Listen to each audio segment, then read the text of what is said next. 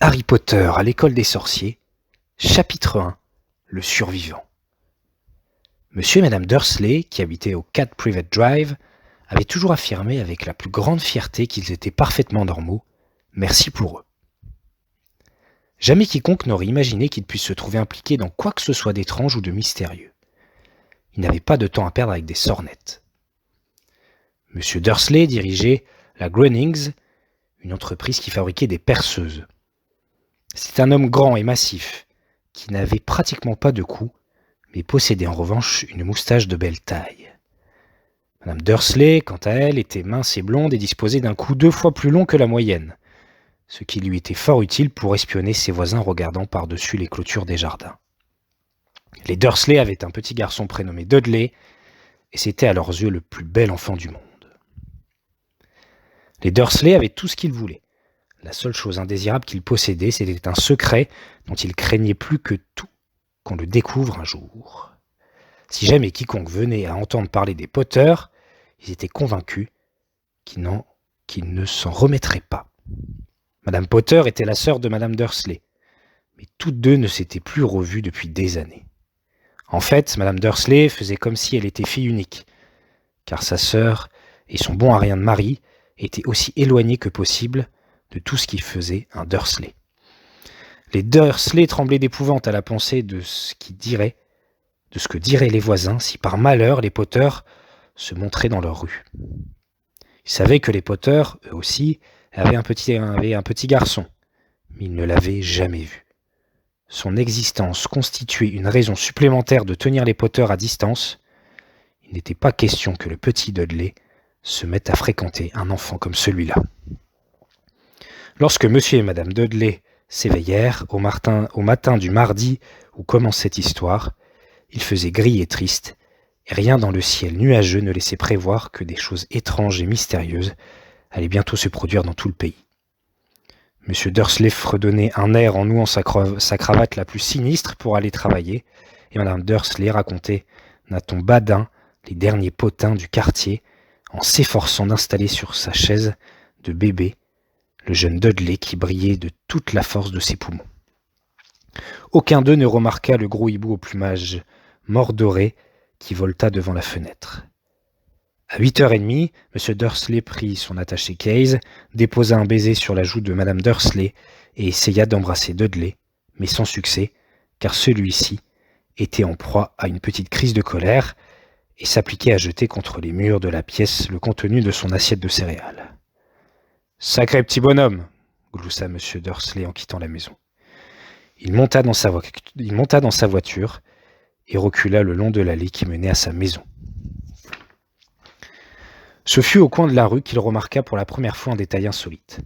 Un chat qui lisait une carte routière. Pendant un instant, M. Dursley ne comprit pas très bien ce qu'il venait de voir.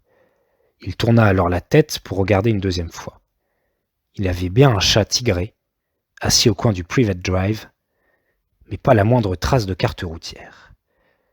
Qu'est-ce qui avait bien pu lui passer par la tête ? Il avait dû se laisser abuser par un reflet du soleil sur le trottoir. M. Dursley cligna des yeux et regarda fixement le chat. Celui-ci soutint son regard, tandis qu'il tournait le coin de la rue et s'engageait sur la route. M. Dursley continua d'observer le chat dans son rétroviseur. L'animal était en train de lire la plaque qui indiquait « Privet Drive ». Mais non, voyons, il ne lisait pas, il regardait la plaque. Les chats sont incapables de lire des cartes ou des écriteaux. M. Dursley se ressaisit et chassa le chat tigré de son esprit. Durant le trajet qui le menait vers la ville, il concentra ses pensées sur la grosse commande de perceuse qu'il espérait obtenir ce jour-là. Mais lorsqu'il parvint aux abords de la ville, quelque chose d'autre chassa les perceuses de sa tête. Assis au milieu des habituels embouteillages du matin, il fut bien forcé de remarquer la présence de plusieurs passants vêtus d'une étrange façon. Ils portaient des capes. M. Dursley ne supportait pas les gens qui s'habillaient d'une manière extravagante. Les jeunes avaient parfois de ces accoutrements. Il pensa qu'il s'agissait d'une nouvelle mode particulièrement stupide. Il pianota sur le volant de sa voiture et son regard rencontra un groupe de ces olibrius qui se chuchotaient des choses à l'oreille d'un air surexcité. M. Dursley s'irrita en voyant que 2 d'entre eux n'étaient pas jeunes du tout. Cet homme, là-bas, était sûrement plus âgé que lui, ce qui ne l'empêchait pas de porter une cape vert émeraude. Quelle imprudence! M. Dursley pensa alors qu'il devait y avoir une animation de rue. Ces gens étaient probablement là pour collecter de l'argent au profit d'une œuvre quelconque. Ce ne pouvait être que ça. La file de voitures se remit en mouvement et quelques minutes plus tard, M. Dursley se rangea dans le parking de la Greenwich, son entreprise. Les perceuses avaient repris leur place dans ses pensées. Dans son bureau du 8e étage, M. Dursley s'essayait toujours dos à la fenêtre.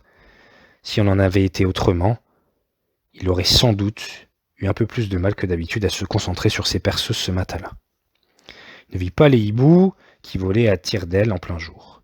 Mais en bas, dans la rue, les passants, eux, les voyaient bel et bien. Bouche bée, ils pointaient le doigt vers le ciel, tandis que les rapaces filaient au-dessus de leur tête. La plupart d'entre eux n'avaient jamais vu de hibou, même la nuit. M. Dursley, cependant, ne remarqua rien d'anormal et aucun hibou ne vint troubler sa matinée. Il réprimanda vertement une demi-douzaine de ses employés, passa plusieurs coups de fil importants et poussa quelques hurlements supplémentaires.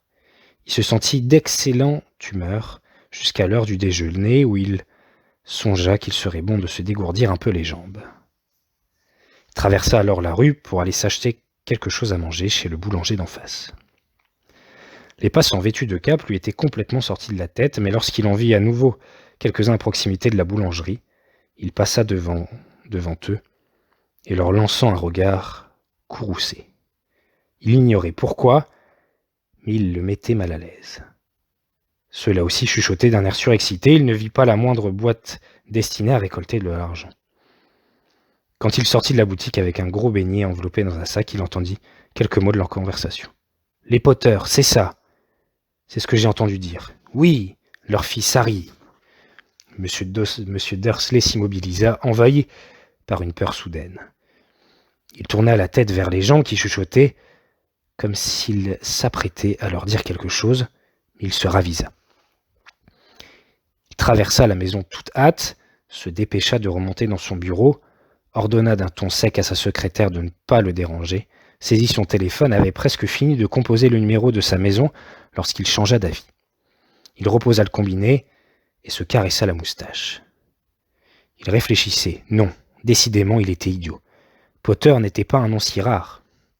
On pouvait être sûr qu'un grand nombre de Potter avaient un fils prénommé Harry, et quand il y repensait, il n'était même pas certain que son neveu se prénomme véritablement Harry. Il n'avait même jamais vu cet enfant. Après tout, il s'appelait peut-être Harvey ou Harold. Il était inutile d'inquiéter Madame Dursley pour si peu. Toute allusion à sa sœur la mettait dans un tel état, et il ne pouvait pas lui en vouloir. Si lui-même avait eu une sœur comme celle-là, mais enfin, quand même, tous ces gens vêtus de cape. Cet après-midi-là, il lui fut beaucoup plus difficile de se concentrer sur ses perceuses, et lorsqu'il quitta les bureaux à 5 heures, il était encore si préoccupé qu'il heurta quelqu'un devant la porte. « Navré !» grommela-t-il au vieil homme minuscule qu'il avait manqué de faire tomber. Il se passa quelques secondes avant que M. Dursley se rende compte que l'homme portait une cape violette. Le fait d'avoir été ainsi bousculé ne semblait pas avoir affecté son humeur. Au contraire, son visage se fendit d'un large sourire tandis qu'il répondait d'une petite voix perçante qui lui attira le regard des passants. « Ne soyez pas navré, mon cher monsieur. Rien aujourd'hui ne saurait me mettre en colère. Réjouissez-vous, puisque vous savez qui est enfin disparu. Même les moldus comme vous devraient fêter cet heureux, très heureux jour. » Le vieil homme prit alors M. Dursley par la taille et le serra contre lui avant de poursuivre son chemin. M. Dursley resta cloué sur place. Quelqu'un qu'il n'avait jamais vu venait de le prendre dans ses bras. Il avait appelé Moldu, ce qui n'avait aucun sens. Il en était tout retourné et se dépêcha de remonter dans sa voiture. Il prit alors le chemin de sa maison en espérant qu'il avait été victime de son imagination. C'était bien la première fois qu'il espérait une chose pareille, car il détestait tout ce qui avait trait à l'imagination. Lorsqu'il s'engagea dans l'allée du numéro 4 de sa rue, la première chose qu'il vit, et qui n'améliora pas son humeur, ce fut le chat tigré qu'il avait déjà remarqué le matin même. À présent, l'animal était assis sur le mur de son jardin. Il était sûr qu'il s'agissait bien du même. Il reconnaissait les dessins de son pelage autour de ses yeux. « Allez, oust !» s'exclama M. Dursley. Le chat ne bougea pas. Il se contenta de le regarder d'un air sévère. M. Dursley se demanda si c'était un comportement normal pour un chat. Essayant de reprendre contenance, il entra dans sa maison, toujours décidé à ne rien révéler à sa femme. Madame Dursley avait passé une journée agréable et parfaitement normale. Au cours du dîner, elle lui raconta tous les problèmes que la voisine d'à côté avait avec sa fille et lui signala également que Dudley avait appris un nouveau mot, « veut pas ». M. Dursley s'efforça de se conduire le plus normalement du monde et après que Dudley eut été mis au lit, il s'installa dans le salon pour regarder la fin du journal télévisé. D'après des témoignages venus des diverses régions, il semblait que les hiboux se soient comportés d'une bien étrange manière au cours de la journée, dit le présentateur. Normalement, les hiboux sont des rapaces nocturnes qui attendent la nuit pour chasser leur proie. Il est rare d'en voir en plein jour. Or, aujourd'hui, des centaines de témoins ont vu ces oiseaux voler un peu partout depuis le lever du soleil. Les experts interrogés ont été incapables d'expliquer les raisons de ce changement de comportement pour le moins étonnant. Voilà qui est bien mystérieux, conclut le présentateur en s'autorisant un sourire. Et maintenant, voici venue l'heure de la météo avec les prévisions de Jim McMuffin. Alors Jim, est-ce qu'on doit s'attendre à d'autres chutes de hiboux au cours de la nuit prochaine ? Ça, je serais bien incapable de vous le dire, Ted, répondit l'homme de la météo. Mais sachez, en tout cas, que les hiboux n'ont pas été les seuls à se comporter d'une étrange manière. Des téléspectateurs qui habitent dans des régions aussi éloignées les unes des autres que le Kent, le Yorkshire et la côte est de l'Écosse m'ont téléphoné pour me dire qu'au lieu des averses que j'avais prévues, pour aujourd'hui, ils ont vu de véritables pluies d'étoiles filantes. Peut-être s'agissait-il de feux de joie, bien que ce ne soit pas encore la saison. Quoi qu'il en soit, vous pouvez être sûr que le temps de la nuit prochaine sera très humide. M. Dursley se figea dans son fauteuil. Des pluies d'étoiles filantes sur tout le pays, des hiboux qui volent en plein jour, des gens bizarres vêtus de capes, et ces murmures sur les poteurs. Madame Dursley entra dans le salon avec 2 tasses de thé. Décidément, il y avait quelque chose qui n'allait pas. Il fallait lui en parler. M. Dursley, un peu nerveux, s'éclaircit la gorge. « Pétunia, ma chérie, dit-il, tu n'as pas eu de nouvelles de ta sœur récemment ?»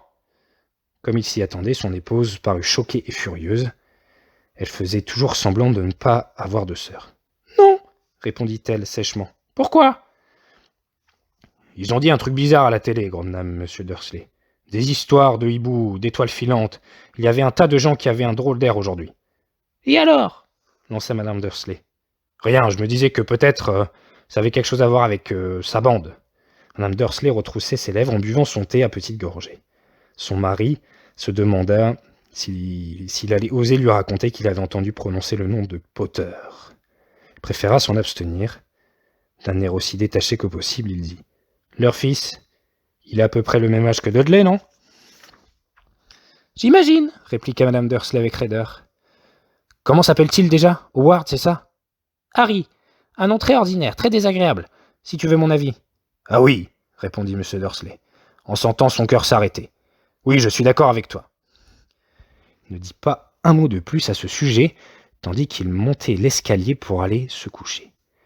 Pendant que Madame Dursley était dans la salle de bain, M. Dursley se glissa vers la fenêtre de la chambre et jeta un coup d'œil dans le jardin.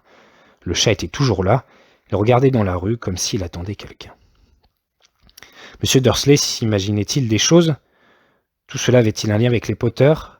Si c'était le cas, il s'avérait qu'ils étaient parents avec des... Non. Il ne pourrait jamais le supporter. Les Dursley se mirent au lit. Madame Dursley s'endormit très vite, mais son mari resta éveillé, retournant dans sa tête les événements de la journée. La seule pensée qui le consola avant de sombrer enfin dans le sommeil, ce fut que même si les Potter avaient vraiment quelque chose à voir avec ce qui s'était passé, il n'y avait aucune raison pour lui et sa femme en subissent les conséquences. Les Potter savaient parfaitement ce que Pétunia et lui pensaient des gens de leur espèce, et ils ne voyaient pas comment tous deux pourraient être mêlés à ces histoires. Il bâilla et se retourna. Rien de tout cela ne pouvait les affecter. Et il avait grand tort de penser ainsi. Tandis que M. Dursley se laissait emporter dans un sommeil quelque peu agité, le chat sur le mur, lui, ne montrait aucun signe de somnolence. Il restait assis, immobile comme une statue, fixant de ses grands yeux ouverts le coin de Privet Drive. Il n'eut pas la moindre réaction lorsqu'une portière de voiture claqua dans la rue voisine, ni quand 2 hiboux passèrent au-dessus de sa tête.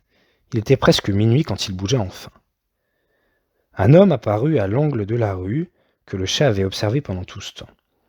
Il apparut si soudainement et dans un tel silence qu'il semblait avoir jailli du sol. La queue du chat frémit, ses yeux se rétrécirent. On n'avait encore jamais vu dans Privet Drive quelque chose qui ressemblât à cet homme. Il était grand, mince et très vieux, à en juger par la couleur argentée de ses cheveux et de sa barbe qui lui descendait jusqu'à la taille. Il était vêtu d'une longue robe, d'une cape violette qui balayait le sol et chaussé de bottes à hauts talons munies de boucles. Ses yeux bleus et brillants étincelaient derrière des lunettes en demi-lune et son long nez crochu donnait l'impression d'avoir été cassé au moins 2 fois. Cet homme s'appelait Albus Dumbledore.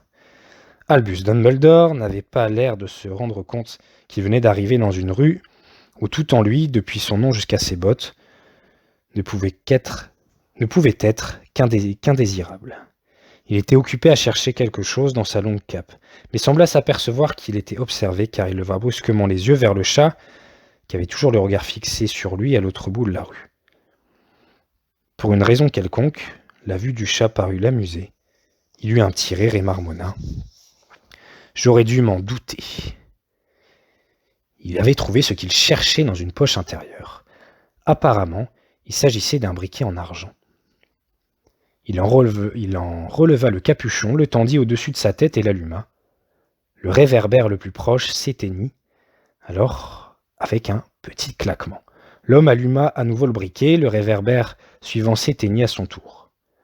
12 fois, il actionna ainsi l'éteignoir, jusqu'à ce qu'il ne reste plus aucune lumière dans la rue, à part 2 points minuscules qui brillaient au loin.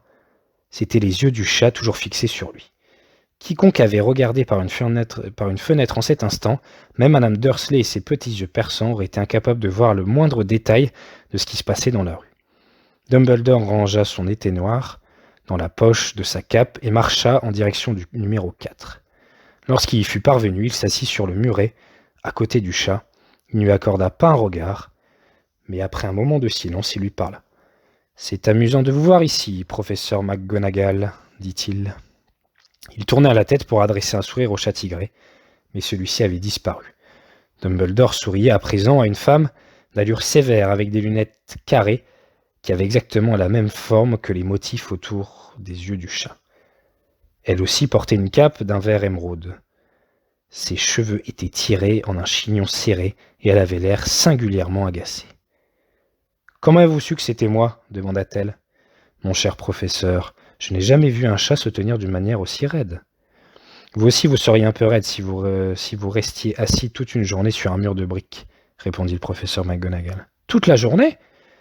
Alors que vous auriez pu célébrer l'événement avec les autres? En venant ici, j'ai dû voir une bonne douzaine de fêtes et de banquets. Le professeur McGonagall renifla d'un air courroucé. Oui, je sais, tout le monde fait la fête, dit-elle avec agacement. On aurait pu penser qu'il serait plus prudent, mais non, pas du tout. Même les moldus ont remarqué qu'il se passait quelque chose. Ils en ont parlé aux nouvelles.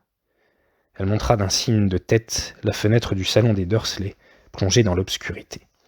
Je l'ai entendu moi-même.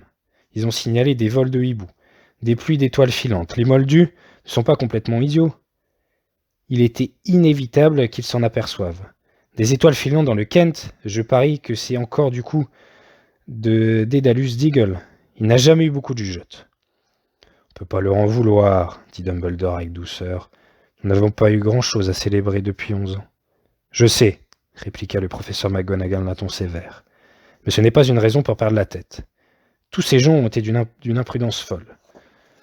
Se promener dans les rues en plein jour à échanger les dernières nouvelles sans même prendre la précaution de s'habiller comme des moldus.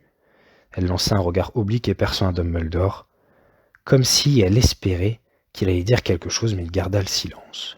« Nous serions dans de beaux draps, reprit-elle alors, si le jour où vous savez qui semble enfin avoir disparu.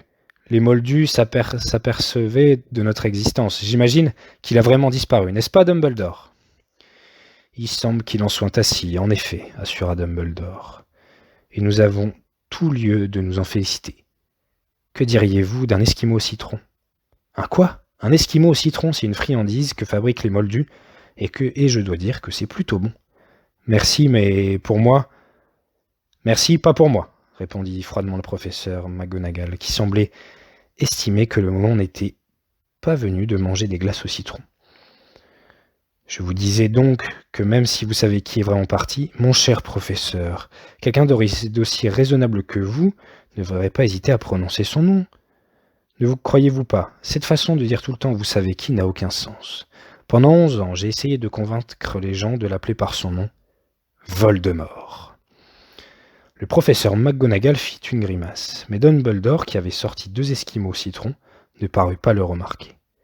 Si nous continuons à dire « vous savez qui », nous allons finir par créer la confusion. Je ne vois aucune raison d'avoir peur de prononcer le nom de Voldemort. Je sais bien que vous n'en voyez pas, répliqua le professeur McGonagall, qui semblait moitié exaspérée, moitié admirative. Mais, vous êtes différent des autres. Tout le monde sait que vous êtes le seul à avoir jamais fait peur à vous savez qui, ou à Voldemort, si vous y tenez. Vous me flattez, dit Dumbledore d'une voix tranquille. Voldemort dispose de pouvoirs que je n'ai jamais eus. C'est simplement parce que vous avez trop de noblesse pour en faire usage. Heureusement qu'il fait nuit. Je n'ai jamais autant rougi depuis le jour où Madame Pomme-Fraîche m'a dit qu'elle trouvait mes nouveaux cache-oreilles ravissants. Professeur McGonagall lança un regard perçant à Dumbledore. Les hiboux, ce n'est rien comparé aux rumeurs qui circulent, déclara-t-elle. Vous savez ce que tout le monde dit sur les raisons de sa disparition ? Ce qui a fini par l'arrêter ? Apparemment, le professeur McGonagall venait d'aborder le sujet qui lui tenait le plus à cœur. La véritable raison qu'il avait décidé à attendre toute la journée assis sur un mur glacial. Car jamais un chat ni une femme n'ait fixé Dumbledore d'un regard aussi pénétrant que celui du professeur en cet instant. À l'évidence, elle n'avait pas l'intention de croire ce que tout le monde disait, tant que Dumbledore ne lui aurait pas confirmé qu'il s'agissait bien de la vérité. Dumbledore, cependant, était occupé à choisir un autre esquimau et ne lui répondit pas. Ce qu'ils disent, poursuivit le professeur, c'est que Voldemort est venu hier soir à Godric Hollow pour y chercher les Potter. D'après la rumeur, Lily et James Potter sont, on dit qu'ils sont morts. Dumbledore inclina la tête. Le professeur McGonagall avait du mal à reprendre sa respiration. Lily et James ? Je n'arrive pas à y croire. Je ne voulais pas l'admettre. Oh, Albus ! Dumbledore tendit la main et lui tapota l'épaule. Je sais, dit-il gravement. Et ce n'est pas tout, reprit le professeur McGonagall d'une voix tremblante. On dit qu'il a essayé de tuer Harry, le fils des Potter. Mais il en a été incapable. Il n'a pas réussi à supprimer ce bambin. Personne ne sait pourquoi ni comment, mais tout le monde raconte que lorsqu'il a essayé de tuer Harry Potter sans y parvenir, le pouvoir de Voldemort s'est brisé, pour ainsi dire, et c'est pour ça qu'il a disparu. Dumbledore hocha la tête d'un air sombre. C'est vrai, bredouilla le professeur McGonagall. Après tout ce qu'il a fait, tous les gens qu'il a tués, il n'a pas réussi à tuer ce petit garçon. C'est stupéfiant. Rien d'autre n'avait pu l'arrêter. Mais, au nom du ciel, comment se fait-il que Harry ait pu survivre ? On ne peut faire que des suppositions, répondit Dumbledore. On ne saura peut-être jamais. Professeur McGonagall sortit un mouchoir en dentelle et s'essuya les yeux sous ses lunettes. Dumbledore inspira longuement en prenant dans sa poche une montre en or qu'il consulta. C'était une montre très étrange. Elle avait 12 aiguilles, mais pas de chiffres. À la place, il y avait des petites planètes qui tournaient au bord du cadran. Tout cela devait avoir un sens pour Dumbledore, car il remit la montre dans sa poche en disant « Hagrid est en retard. Au fait, j'imagine que c'est lui qui vous a dit que je serais ici ?»« Oui, » admit le professeur McGonagall. « Et je suppose que vous n'avez pas l'intention de me dire pour quelle raison vous êtes venu dans cet endroit précis ? Je suis venu confier Harry à sa tante et son oncle. C'est la seule famille qui lui reste désormais. Vous voulez dire non, ce n'est pas possible. Pas les gens qui habitent dans cette maison, » s'écria le professeur McGonagall en se levant d'un bond, le doigt pointé sur le numéro 4 de la rue. « Dumbledore, vous ne pouvez pas faire une chose pareille. Je les ai observés toute la journée. On ne peut pas imaginer des gens plus différents de nous. En plus, ils ont un fils. Je l'ai vu donner des coups de pied à sa mère tout au long de la rue en hurlant pour réclamer des bonbons. « Harry Potter, venir vivre ici !» « C'est le meilleur endroit pour lui, » répliqua Dumbledore d'un ton ferme. « Son oncle et sa tante lui expliqueront tout quand il sera plus grand. Je leur ai écrit une lettre. »« Une lettre ?» répéta le professeur McGonagall d'une voix éteinte en se rasseyant sur le muret. « Dumbledore, vous croyez vraiment qu'il est possible d'expliquer tout cela dans une lettre ? Des gens pareils seront incapables de comprendre ce garçon. Il va devenir célèbre, une véritable légende vivante. Je ne serais pas étonné que la date d'aujourd'hui devienne dans l'avenir la fête de Harry Potter. On écrira des livres sur lui. Tous les enfants de notre monde connaîtront son nom. »« C'est vrai, » dit Dumbledore en la regardant d'un air très sérieux par-dessus ses lunettes en demi-lune. Il y aurait de quoi tourner la tête de n'importe quel enfant. Être célèbre avant même d'avoir appris à marcher et à parler. Célèbre pour quelque chose dont il ne sera même pas capable de se souvenir. Ne comprenez-vous pas qu'il vaut beaucoup mieux pour lui qu'il grandisse à l'écart de tout cela jusqu'à ce qu'il soit prêt à l'assumer ? Professeur McGonagall ouvrit la bouche, parut changer d'avis, avala sa salive et répondit « Oui, bien sûr, vous avez raison. Mais comment l'enfant va-t-il arriver jusqu'ici, Dumbledore ?» Elle regarda soudain sa cape comme si elle pensait qu'Harry était peut-être caché dessous. « C'est Hagrid qui doit l'amener, » dit Dumbledore. « Et vous croyez qu'il est sage de confier une tâche importante à Hagrid ? Je confierai ma propre vie à Hagrid, » assura Dumbledore. « Je ne dis pas qu'il manque de cœur, » répondit le professeur McGonagall avec réticence, « mais reconnaissez qu'il est passablement négligent. Il a tendance à... Qu'est-ce que c'est que ça ? » Un grondement sourd avait brisé le silence de la nuit. Le bruit augmenta d'intensité tandis qu'il scrutait la rue des deux côtés pour essayer d'apercevoir la lueur d'un phare. Le grondement se transforma en pétarade au-dessus de leur tête. Ils levèrent alors les yeux et virent une énorme moto tomber du ciel et atterrir devant eux sur la chaussée. La moto était énorme, mais ce n'était rien comparé à l'homme qui était assis dessus. Il était à peu près 2 fois plus grand que la moyenne et au moins 5 fois plus large. Il était même tellement grand qu'on avait peine à le croire. On aurait dit un sauvage avec ses longs cheveux noirs en broussailles, sa barbe qui cachait presque entièrement son visage, ses mains de la taille d'un couvercle de poubelle et ses pieds chaussés de bottes en cuir qui avaient l'air de bébés dauphins. L'homme tenait un tas de couvertures dans ses immenses bras musculeux. « Hagrid, » dit Dumbledore avec soulagement, « vous voilà enfin. Où avez-vous déniché cette moto ? Je l'ai empruntée, professeur Dumbledore. » Monsieur, répondit le géant en descendant avec précaution de la moto. C'est le jeune Sirius Black qui me l'a prêtée. Ça y est, j'ai réussi à vous l'amener, monsieur. Vous n'avez pas eu de problème ? Non, monsieur. La maison était presque entièrement détruite, mais je me suis débrouillé pour le sortir de là avant que les moldus commencent à rappliquer. Il s'est endormi quand on a survolé Bristol. Dumbledore et le professeur McGonagall se penchèrent sur le tas de couvertures.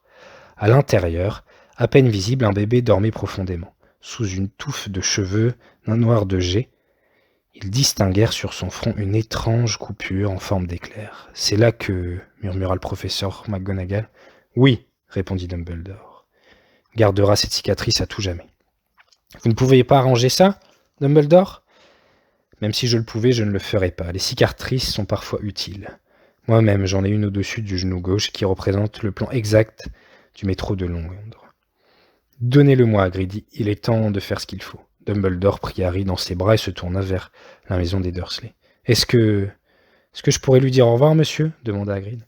Il pencha sa grosse tête hirsute vers Harry et lui donna un baiser qui devait être singulièrement piquant et râpeux.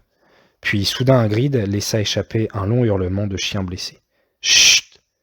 siffla le professeur McGonagall. « Vous allez réveiller les moldus. »« Désolé, » sanglota Hagrid, en sortant de sa poche un grand mouchoir à pois dans lequel il enfouit son visage, mais je n'arrive pas à m'y faire. Lily et James qui meurent, ce pauvre petit Harry qui veut aller vivre avec les moldus. »« Oui, je sais, c'est très triste. Mais ressaisissez-vous, Hagrid, sinon nous allons nous faire repérer, » chuchota le professeur McGonagall en tapotant doucement le bras de Hagrid, tandis que Dumbledore enjambait le muret du jardin et s'avançait vers l'entrée de la maison. Avec précaution, il déposa Harry devant la porte, sortit une lettre de sa cape, la glissa entre les couvertures, puis revint vers les 2 autres. Pendant un long moment, Tous trois restèrent immobiles, côte à côte, à contempler le petit tas de couvertures. Les épaules de Hagrid tremblèrent. Professeur McGonagall battit des paupières avec frénésie, la lueur qui brillait habituellement dans le regard de Dumbledore sembla s'éteindre. « Eh bien, voilà, dit enfin Dumbledore. Il est utile de rester ici. Autant rejoindre les autres pour faire la fête. »« Oui, dit Hagrid d'une voix étouffée. Je vais aller rendre sa moto à Sirius. Bonne nuit, professeur McGonagall. Bonne nuit, professeur Dumbledore. Monsieur. » Essuyant d'un revers de manche ses yeux ruisselants de larmes, Hagrid enfourcha la moto et mit le moteur en route. Dans un vrombissement, la moto s'éleva dans les airs et disparut dans la nuit. « À bientôt, j'imagine, professeur McGonagall, dit Dumbledore avec un signe de tête. Pour toute réponse, le professeur McGonagall se moucha. Dumbledore fit volte-face et s'éloigna le long de la rue. Il s'arrêta au coin et reprit dans sa poche l'épée noire d'argent. Il l'actionna une seule fois et une douzaine de boules lumineuses regagnèrent aussitôt les réverbères. Privet Drive fut soudain baigné d'une lumière orangée et Dumbledore distingua la silhouette d'un chat tigré qui tournait l'angle de la rue. Il aperçut également le tas de couvertures devant la porte du numéro 4. « Bonne chance, Harry, murmura-t-il. Il se retourna et disparut dans un bruissement de cape. Une brise agitait les haies bien taillées de Privet Drive. La rue était propre et silencieuse, sous le ciel d'encre. Jamais on n'aurait imaginé que des événements extraordinaires puissent se dérouler dans un tel endroit. Harry Potter se retourna sous ses couvertures sans se réveiller. Sa petite main se referma sur la lettre posée à côté de lui, et il continua de dormir sans savoir qu'il était un être exceptionnel, sans savoir qu'il était déjà célèbre, sans savoir non plus que dans quelques heures il serait réveillé par le cri de Madame Dursley, qui ouvrirait la porte pour sortir les bouteilles de lait, et que pendant des semaines il serait piqué et pincé par son cousin Dudley. Il ne savait pas davantage qu'en ce moment même des gens s'étaient rassemblés en secret dans tout le pays et qu'ils levaient leur verre en murmurant « À la santé de Harry Potter, le survivant ».